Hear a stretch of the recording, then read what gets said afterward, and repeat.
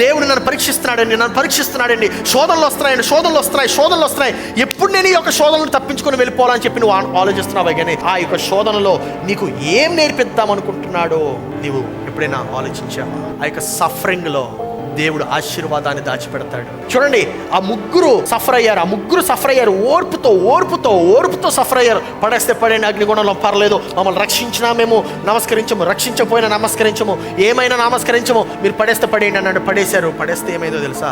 ఆ యొక్క అగ్నిగుండంలో వారిని రక్షించడం మాత్రమే కాదు, ఆ యొక్క అగ్నిగుండాన్ని ఒక సాక్ష్యముగా మార్చేశాడు. ఎటువంటి సాక్ష్యం అంటే ఆ యొక్క రాజ్యములోనే నిజమైనటువంటి దేవుని యొక్క సువార్త ఒక్క సాక్ష్యం ద్వారా వెళ్ళిపోయింది. ఎవరైతే బానిసలుగా వెళ్ళారో, ఎవరైతే పట్టింపబడి వెళ్ళారో, ఆ పట్టింపబడినటువంటి దేవుడే ఆ దేశానికి, ఆ రాజ్యానికి దేవుడై నిలబడ్డాడు. నీ దేవుడు నీ ద్వారా హెచ్చింపబడాలంటే నీవు పడుతున్నటువంటి ఆ యొక్క శోధనలో, నీవు అనుభవిస్తున్నటువంటి ఆ యొక్క పరీక్షలో ఓర్పుతో నిలబడు.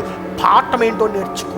శోధనలోకి నేను తీసుకువెళ్ళాడంటే శోధన నుండి బయటికి తీసుకురాలేడా? దేవుడు నిన్ను పరీక్షిస్తున్నందుకు నీవు ఆనందపడతావా, బాధపడతావా అని అడిగితే ఆనందపడుతున్నాననే నీ యొక్క సమాధానం అయి ఉండాలి. హల్లెలూయా.